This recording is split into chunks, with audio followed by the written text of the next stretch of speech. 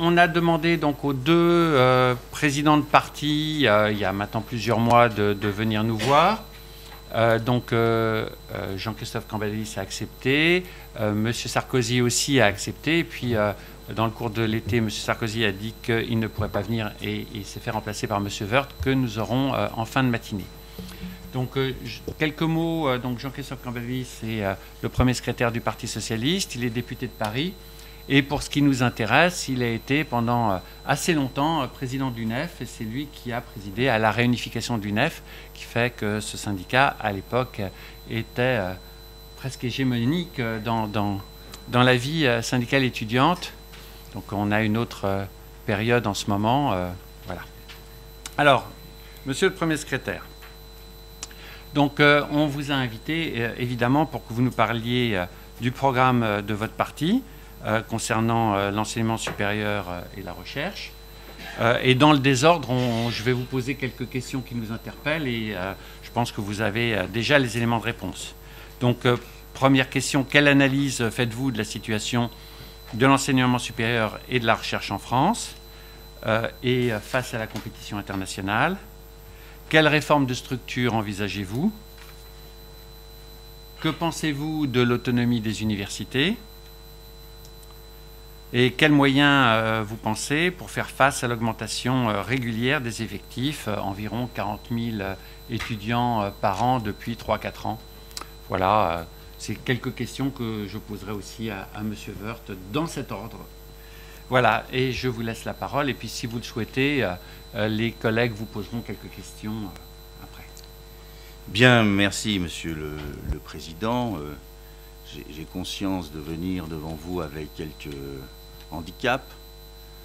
D'abord, il est 9 heures. Et comme dit Lacan, l'attention est flottante dans ces moments-là. Ensuite, je viens sans caméra.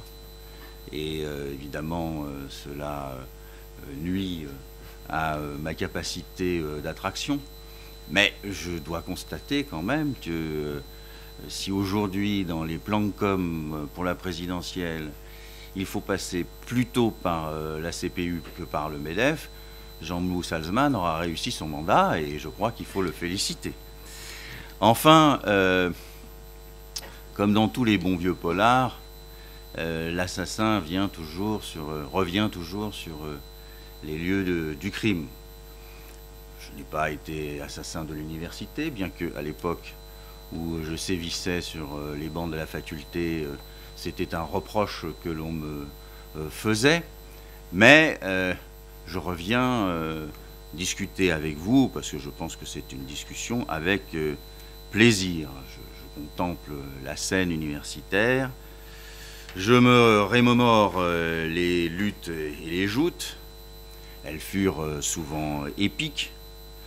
Je vois même siéger parmi vous certains complices de mon époque, et l'histoire se joue parfois de nous pour jouer sa propre partition.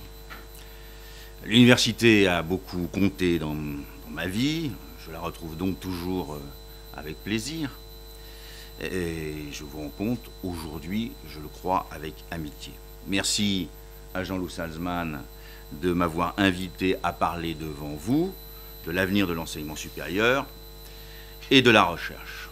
L'université a donc compté dans ma vie comme elle a toujours compté pour les socialistes. On dit bien qu'à Solferino, les Nanterres font jeu égal avec les Voltaires. Ce n'est pas un bon mot, c'est le signe de la reconnaissance que nous lui portons. C'est la marque de l'importance que nous lui accordons. Lorsque nous affirmons que l'université est un lieu d'arrachement à la détermination par le savoir, nous savons de quoi nous parlons. Lorsque nous la désignons comme un lieu où recule l'assignation à résidence sociale et culturelle, nous savons ce que nous avançons. Si la contestation de l'ordre établi s'est jouée à l'université en quelques époques, c'est parce qu'elle est le lieu de l'émancipation par excellence.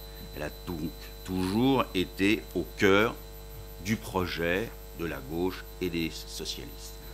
Dans les 110 propositions de François Mitterrand, ceci ne nous rajeunit pas, mais pour y avoir participé, elle avait déjà toute sa place. Et un peu plus d'une génération, en un peu plus d'une génération, nous l'avons transformée. Nous l'avons démocratisé dans son fonctionnement. Nous l'avons démocratisé en l'ouvrant au plus grand nombre, en diversifiant notamment son offre éducative, en améliorant l'orientation et l'accès. Nous l'avons ouverte au monde extérieur, à l'Europe et à l'international, et je peux que me réjouir que notre pays soit aujourd'hui le premier pays d'accueil non anglophone des étudiants étrangers. Dans une époque qui est parfois quelque peu xénophobe, l'exemple de l'université me semble un élément positif pour la société française. Nous l'avons conforté dans ses moyens. Les plans n'ont pas manqué, Université 2000, U3e, vous connaissez ça mieux que moi. Transformer l'université est une affaire de temps long, et il faut de la constance, de la détermination, de la maturation et des valeurs intangibles.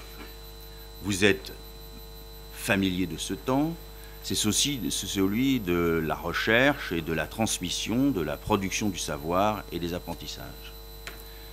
Vous le savez, ce n'est pas nécessairement le temps des politiques, c'est encore moins le temps médiatique, ni celui des technocrates.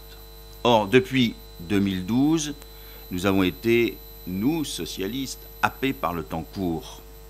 Ce que nos prédécesseurs nous ont laissé en héritage l'imposer. Des déficits abyssaux, des comptes publics dans un état lamentable, un appareil productif en pleine déliquescence. Le moteur France était en train de caler, nous avons dû parer au plus urgent. L'urgent, était d'abord budgétaire. Oui, nous avons dû faire des économies. Oui, nous avons dû faire des choix. Mais ces choix n'ont jamais été faits au détriment de l'enseignement supérieur et de la recherche. Depuis le début du quinquennat, nous avons tenté, plus ou moins bien, de sanctuariser les moyens qui lui sont consacrés. Les efforts ont été portés par d'autres ministères. La bataille avec Bercy, vous le savez, a toujours été rude. La dernière en date, en mai dernier, vous a profondément inquiété. J'ai partagé cette inquiétude. J'ai exprimé publiquement ma désapprobation, comme vous l'avez fait. Je suis intervenu pour que, comme on dit dans le vocabulaire, Bercy recule. Quand on fait de l'école le premier sujet, le premier projet, le premier budget du quinquennat, on ne touche pas au financement de l'enseignement supérieur et de la recherche. C'est une question pour moi de cohérence. L'un ne va pas sans l'autre. Le président François Hollande a arbitré et Bercy a reculé. L'urgence, c'était aussi le sort des étudiants qu'il fallait améliorer au plus vite. Nul ne l'ignore ici, leurs conditions de vie sont déterminantes dans la réussite de leurs études. Lorsque 45% des étudiants sont contraints de travailler pour financer leur formation, comment peuvent-ils consacrer le temps nécessaire? Nous avons donc investi 400 millions d'euros pour revaloriser les bourses sur critères sociaux et créer de nouveaux échelons. Les plus mauvaises ont vu leur vie et leur aide augmenter de 15%. Désormais, un étudiant sur 4 bénéficie d'une bourse. Nous avons massivement investi dans la construction du logement étudiant. D'ici la fin du quinquennat, le parc immobilier du Crous aura augmenté de 25%. 40 000 logements supplémentaires sont sortis de terre. Pour ceux qui vivent dans le parc immobilier privé, nous avons mis en place une caution locative universelle. C'est apporter à chacun davantage de sérénité. Je pourrais encore évoquer le gel des droits d'inscription, la création du statut de l'étudiant entrepreneur, la réglementation des stages. Je pourrais parler de notre mobilisation pour les crédits consacrés à l'Union européenne, au projet Erasmus. Ils sont en progression, ils seront de 40%. La liste est longue. Beaucoup de chantiers ont été menés. Beaucoup restent encore à faire. Je pense par exemple aux restaurants universitaires qui devaient être encore plus accessibles. Je pense aussi à la santé. Nous avons déjà amélioré la couverture sociale des étudiants, mais les campus devraient, à mon sens, abriter de véritables dispensaires et non seulement une médecine préventive. Voir certains jeunes renoncer à se soigner est inacceptable pour notre démocratie et qui revendique, vous le savez, un haut niveau de protection sociale. L'amélioration des conditions de vie des étudiants, c'est aussi une affaire de confiance. Nous avons voulu leur en témoigner en reconnaissant mieux leur engagement. C'est l'année de césure. Ce sont des projets de la France qui s'engagent, pour lesquels les étudiants sont beaucoup mobilisés, ou les services civiques qui sont très nombreux à rejoindre. La disposition que nous avons prise dans le projet de loi Égalité et Citoyenneté permettra de mieux prendre en compte la participation des étudiants dans les associations et de mieux valoriser le temps passé au service de soi ou des autres. Ce n'est pas anecdotique, je crois. L'apprentissage se joue aussi en dehors de la formation universitaire et la vie associative est essentielle à la vie des campus. L'urgence en 2012, c'est enfin la gouvernance universitaire. La loi recherche de 2006, la loi LRU de 2007 ont laissé pour nous des traces. L'autonomie adoptée par la droite de l'époque était incohérente parce qu'elle était sans moyens. Elle était déséquilibrée parce qu'elle était sans contrôle. Il fallait, je crois, de l'apaisement. La loi de l'enseignement et de la recherche portée par Geneviève Fioraso y a pourvu. Désormais, les enseignants-chercheurs et les étudiants décident librement de la direction de l'université et de la direction que doit prendre l'université. La politique de site est poursuivie, mais rééquilibrée. L'autonomie appelait aussi une simplification administrative. Ce n'est pas vous qui me contredirez. La bureaucratie pèse de façon majeure sur votre travail, sur celui des enseignants-chercheurs ou sur celui des étudiants. La simplification était devenue une urgence. C'est un chantier que Thierry Mandon porte depuis son arrivée. Il en a l'expérience, il en connaît la nécessité. Il l'évoquera mieux que moi. Mais je sais combien le temps gagné sur le suivi administratif et financier des projets ANR ou l'accréditation rapide de l'offre de la formation des universités peuvent changer votre vie. Les urgences au cours de ce quinquennat se sont donc massivement imposées à nous. Nous les avons affrontées, nous y avons apporté des réponses, elles méritent pour partie d'être amplifiées, mais nous n'avons pas oublié le temps long. Il n'a même cessé d'occuper notre esprit. Dans un monde qui vient, la matière première sera la matière grise. La formation et la recherche occuperont une place déterminante. Il faut, dit-on, 10 ans pour construire cette place. Nous avons commencé à le faire. Nous avons commencé par le commencement, le socle éducatif. Là où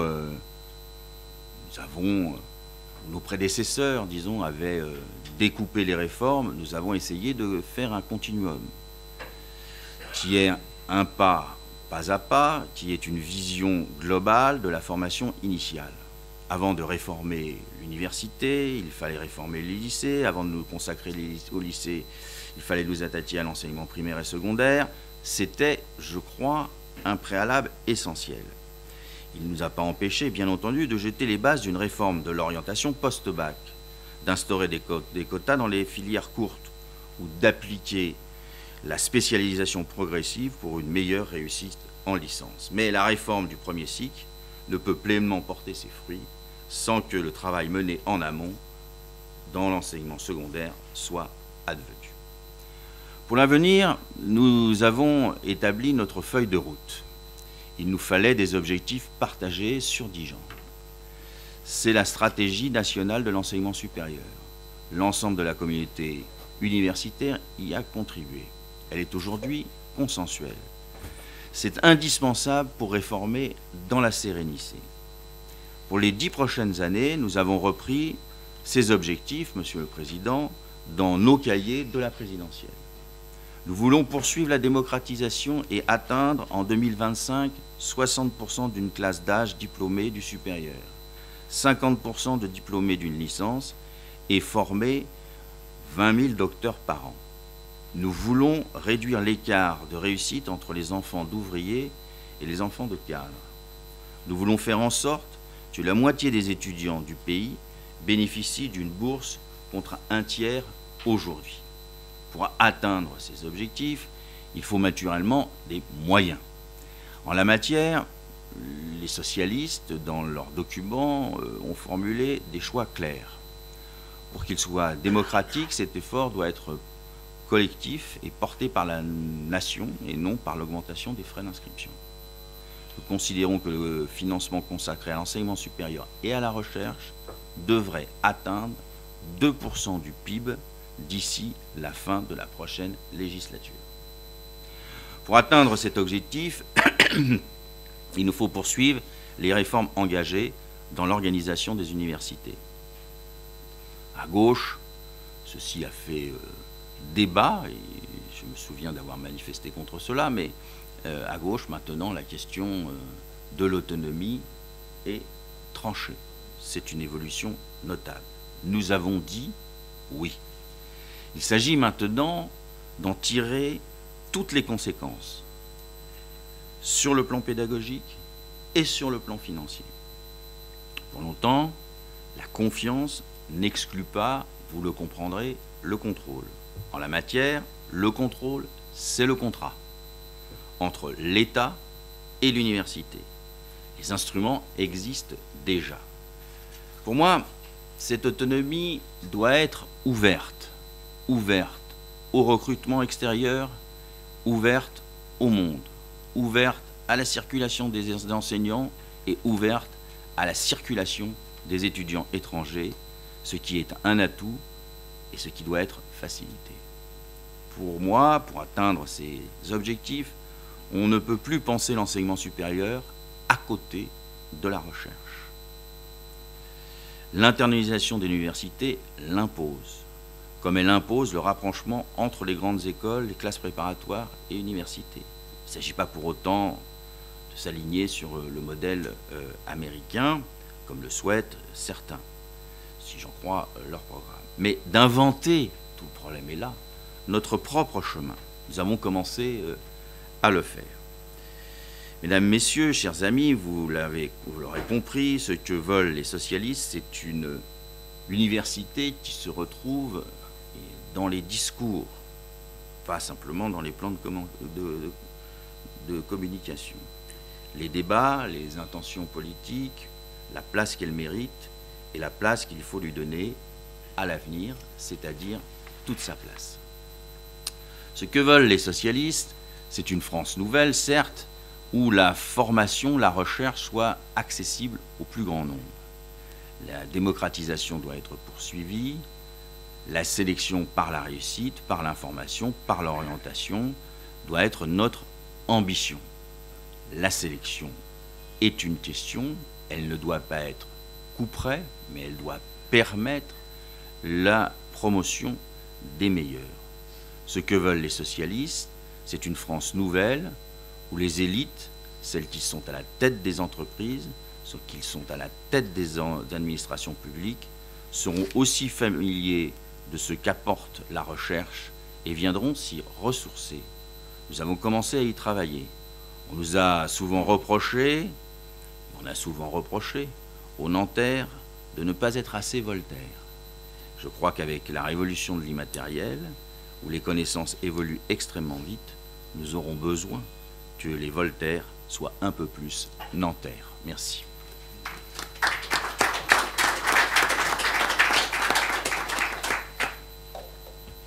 Merci beaucoup, Monsieur le Premier Secrétaire. Je pense que le temps est venu d'un échange avec la salle. Peut-être que Khaled, tu pourrais poser la première question, histoire de dégeler l'atmosphère, parce que la première question étant toujours difficile, autant qu'elle soit posée en premier. Oui, je pensais qu'il y avait une priorité à la salle. Je veux bien poser la première. Notamment, si on aurait plein de questions, et je pense qu'il va y en avoir. Sur la question des moyens, Je vais être un petit peu impertinent parce qu'on voit bien quelles sont les difficultés aujourd'hui des moyens. On a un budget 2017 qui, semble-t-il, s'annonce, on va dire, plutôt positif, notamment au regard des budgets précédents, et c'est une très bonne chose. Mais en même temps, on a vu aussi, on connaît bien ici toute la difficulté sur ces sujets, puisque nous nous battons pied à pied chaque année et tout le long de l'année pour obtenir les budgets nécessaires, et on n'y parvient pas toujours. Vous affichez des objectifs qui sont des objectifs ambitieux auxquels, évidemment, on ne peut que souscrire. Mais quelle va être la recette pour faire ce qui n'a pas pu être fait jusqu'à présent? C'est une question de volontaire, c'est le volontarisme socialiste. Souvent, il pose des problèmes, mais en la matière, il doit être une nécessité. Nous avons essayé, c'est pas très visible, j'en conviens, mais nous avons essayé d'avancer dans ce quinquennat avec méthode. D'abord, assainir les finances par deux moyens, en augmentant les impôts, ce qui n'a pas été le plus populaire de la période, et ensuite en libérant la compétitivité d'un certain nombre de freins qui pesaient sur elle, ce qui n'a pas été aussi très populaire. Mais nous avons pu assainir nos finances, et aujourd'hui Bruxelles le reconnaît.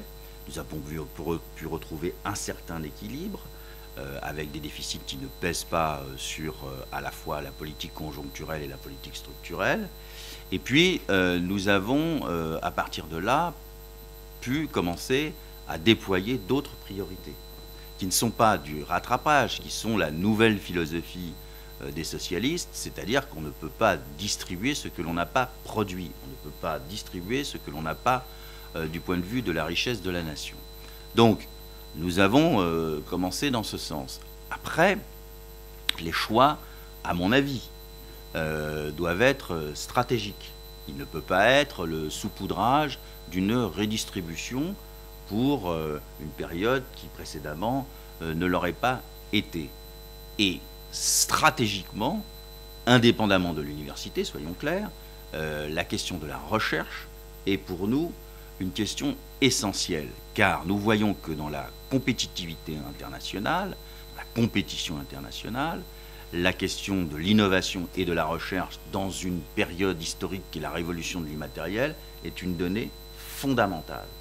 Donc, si nous voulons être à la fois compétitifs et si nous voulons que nous soyons à la hauteur de ce que font un certain nombre de pays en Europe et dans le monde, eh bien c'est sur ce domaine qu'il faut investir. Donc à partir du moment où il y a un axe, et je crois que ce sera l'un des débats de l'élection présidentielle, ou tout du moins un des éléments que voudra porter le Parti socialiste, la question de la recherche, au-delà de l'université, sera pour nous une question essentielle. Après, les arbitrages budgétaires se font à partir de là. Et le ministre de l'économie et des finances est aussi, bien sûr, le locataire de Bercy, mais il fait partie aussi d'une majorité.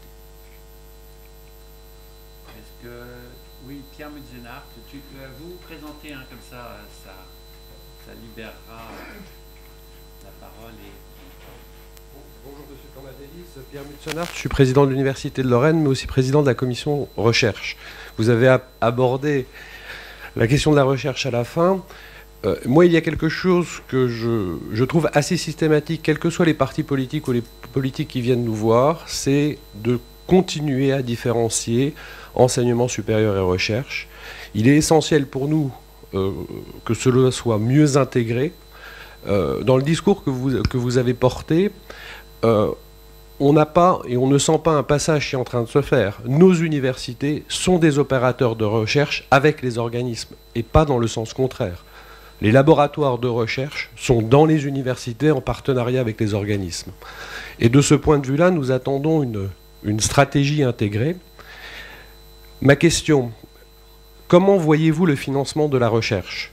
Nous savons que nous avons besoin de chercheurs, donc Il y a une question sur les moyens, notamment la masse salariale, qui va dans ce sens. Mais comment voyez-vous la compétitivité de la recherche? Est-ce que c'est transformer l'ANR, renforcer l'ANR, renforcer le budget des universités? Voilà. On sait les enjeux de la recherche, mais c'est quand même une question. Et je le redis, je pense qu'on partage cela assez largement dans la salle. Durant ce quinquennat, il y a eu un changement qui pour nous a été notable, c'est que l'enseignement supérieur et la recherche sont passés d'un ministère à un secrétariat d'État, et nous aimerions bien avoir un ministère de la recherche et de l'enseignement supérieur, et je mets cela dans cet ordre. Bien, alors je n'ignore pas l'imbrication nécessaire entre l'université et la recherche, mais c'est pas parce que il y a cette imbrication qu'il n'y a pas une volonté de mettre en exergue un investissement pour la recherche. C'est pas pour moi une volonté de séparer, c'est une volonté de cibler l'objectif stratégique pour la France. Ensuite, je dirais qu'il faut aller jusqu'au bout de la logique. Si la logique, et je pense qu'elle est bonne, je ne l'ai pas toujours pensé, mais je pense qu'elle est bonne, est celle de l'autonomie, alors c'est le budget des universités qu'il faut augmenter, quitte après, dans les contrats, à dire que la question de la recherche est la question essentielle de ce contrat fixé par la nation aux universités. Bon. Je pense que c'est un peu comme cela qu'il faut rendre notre dispositif plus efficace. Enfin, j'ai regretté, comme vous, que le ministère, je ne sais pas si sémantiquement l'université de la recherche ou de la recherche et de l'université, oui. Mais j'aurais laissé ça aux exégètes, mais ne soit pas un ministère plein. Bon, alors, je pense que ceci est dû à quelques arbitrages malheureux dans la composition gouvernementale, mais ça a donné un très mauvais signe. Et j'avais dit au Premier ministre, qui est aussi quelqu'un qui connaît très bien l'université et la recherche, qu'en notre temps, nous avions cette exigence, qu'il est bon que l'exigence de la jeunesse se retrouve parfois dans la pratique du pouvoir. Merci. Merci. Une autre question ?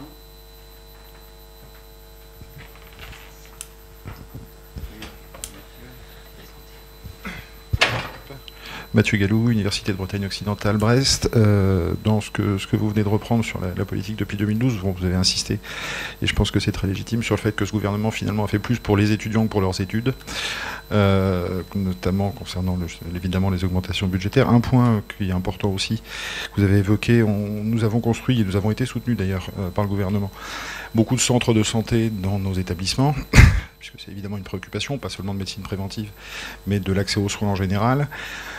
Sur un dossier que vous connaissez aussi fort bien, je crois, nous savons que le régime spécial de sécurité étudiante est un peu en crise. Donc la question est simple, est-ce qu'il faut le réformer? Est-ce qu'il faut le réformer au sens militaire du terme? Bref, vers où on va du point de vue du régime spécial de sécurité étudiante?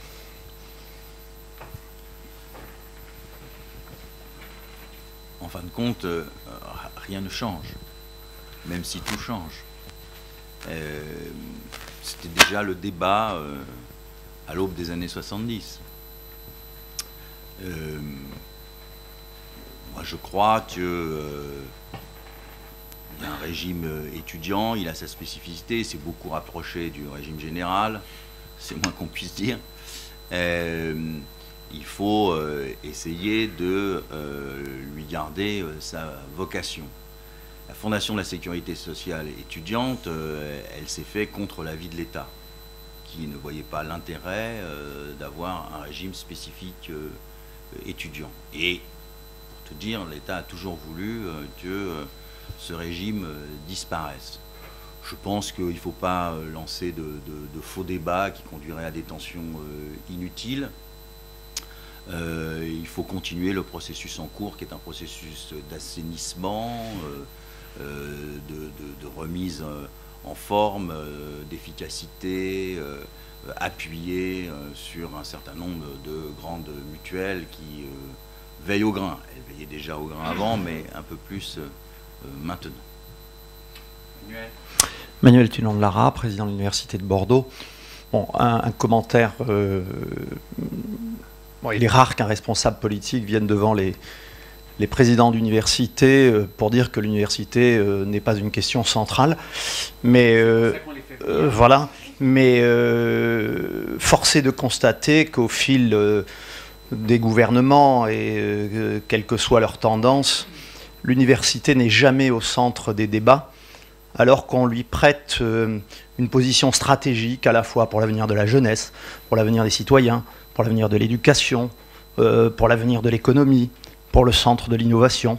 Donc je pense qu'on a encore dans ce pays un pas à franchir, et que peut-être que les échéances politiques sont un bon moment pour le faire. C'est le commentaire. Question innocente. Vous avez été président de l'UNEF dans les années 80, je crois. Quelle est votre opinion sur les syndicats étudiants en France et sur le rôle de l'UNEF aujourd'hui? Ça a un peu changé. Alors, question innocente, réponse innocente.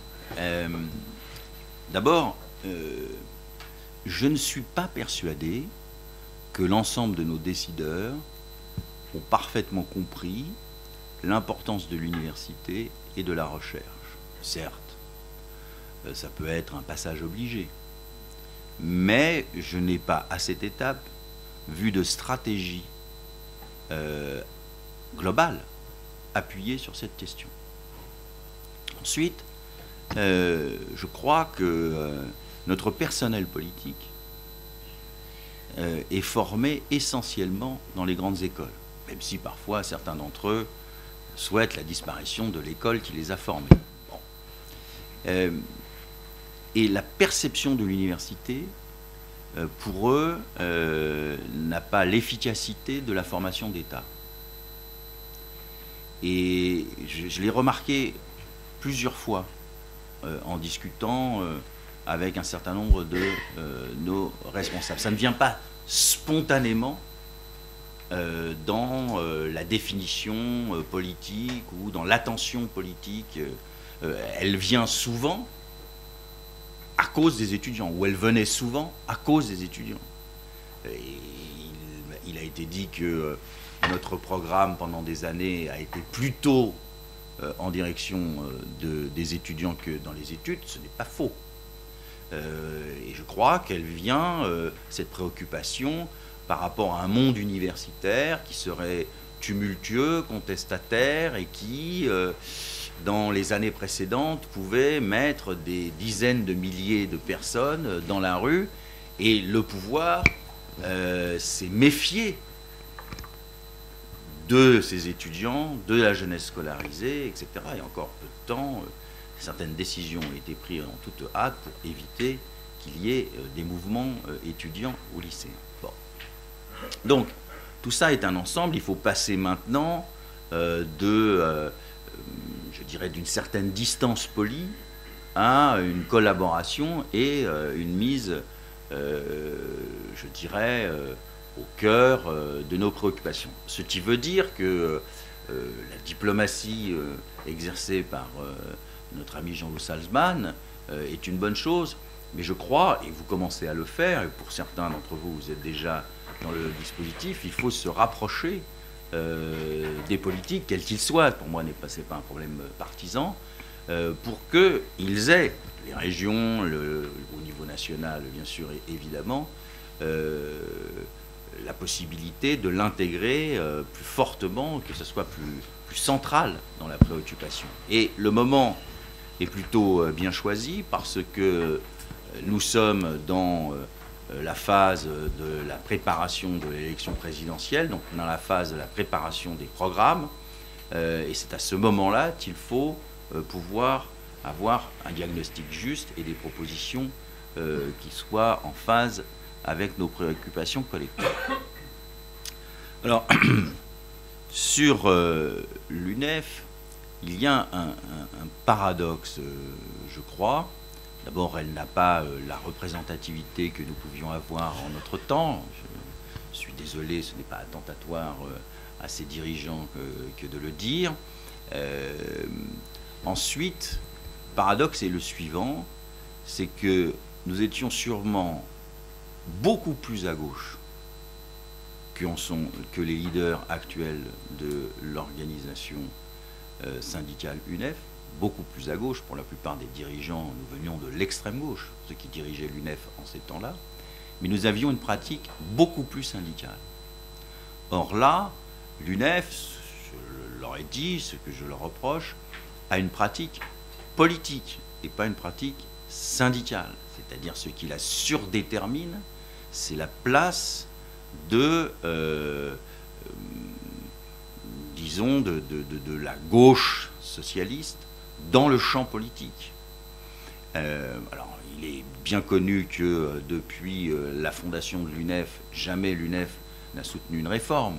Ça fait partie des schémas imposés. Bon, c'est pas anormal. Mais accompagner celle-ci, trouver des moyens pour aboutir, participer d'une mobilisation, pourquoi pas, ce n'est pas la question.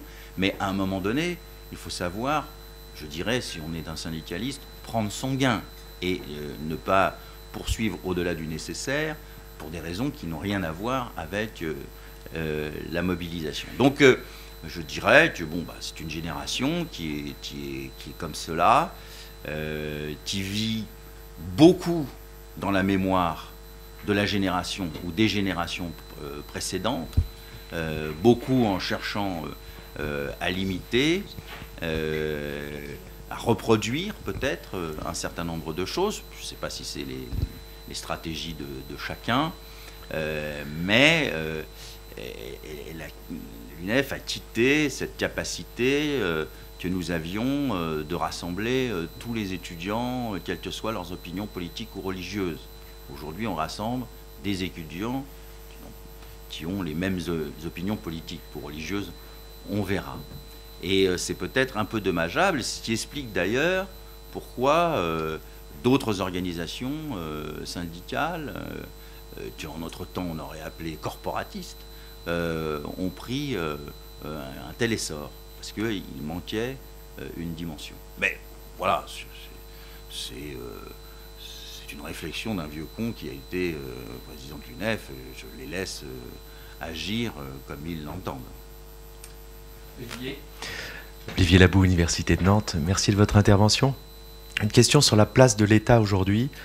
D'un côté, ça a été évoqué, nous avons des dotations récurrentes que vous souhaitez davantage contractualiser, qui sont historiques, parfois injustes, et qui n'accompagnent pas le dynamisme des établissements, soit le dynamisme de recherche, soit la pression démographique. De l'autre côté, nous avons une reconnaissance de la différenciation des établissements avec une politique d'appel à projet, politique compétitive, d'appel à manifestation d'intérêt, soutenue dans le cadre du PIA. Donc on se retrouve dans un équilibre difficile à avoir, une lisibilité de certains établissements. La question est de savoir quel est pour vous le rôle régulateur de l'État par rapport à l'ensemble de ces mécanismes qui pourraient paraître opposés sur le papier. Ils le sont, parce que nous vivons dans un entre-deux, nous vivons entre deux époques. Entre l'époque de l'université et l'époque des facultés, si je peux me permettre. Moi, je crois, maintenant que nous avons pris ce chemin, il faut aller jusqu'au bout. L'autonomie, pour moi, est la stratégie. Donc, il faut que, plus, comme il y a un consensus, ce qui est assez rare dans notre vie politique, entre la droite et la gauche sur ce sujet, autant l'utiliser. Donc maintenant, qu'il y ait des contrats d'objectifs, appel à projet, contrats d'objectifs, ça me semble nécessaire et il faut aller de plus en plus dans ce sens. Il faut petit à petit abandonner une lecture budgétaire qui est par trop normative et qui ne permet pas à l'université d'être pleinement dans son autonomie. On dit lève-toi et marche, mais en même temps on veut tenir la main. Bon, et donc là il y a une espèce de contradiction et je comprends que ça soit source de tension des deux côtés d'ailleurs, entre le président d'université que vous êtes, qui voudrait sûrement aller plus loin, plus vite, plus fort, et puis une administration qui parfois est tatillonne parce qu'elle a des normes tout simplement à appliquer. Donc moi j'encouragerais ce chemin.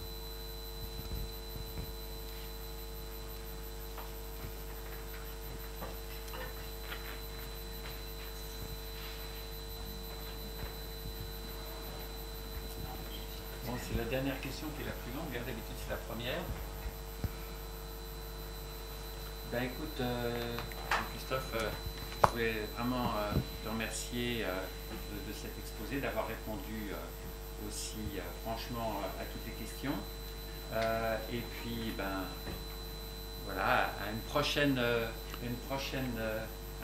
grand oral. Je pense que peut-être qu'une fois que les partis auront désigner leurs champions, nous pourrons peut-être les inviter à venir s'exprimer devant nous. Les programmes auront mûri et je pense que tu pourrais peut-être te faire le porte-parole vis-à-vis du futur vainqueur des primaires socialistes pour qu'il vienne s'exprimer devant nous. Donc, Monsieur le Président, vous préjugez que ça ne sera pas moi.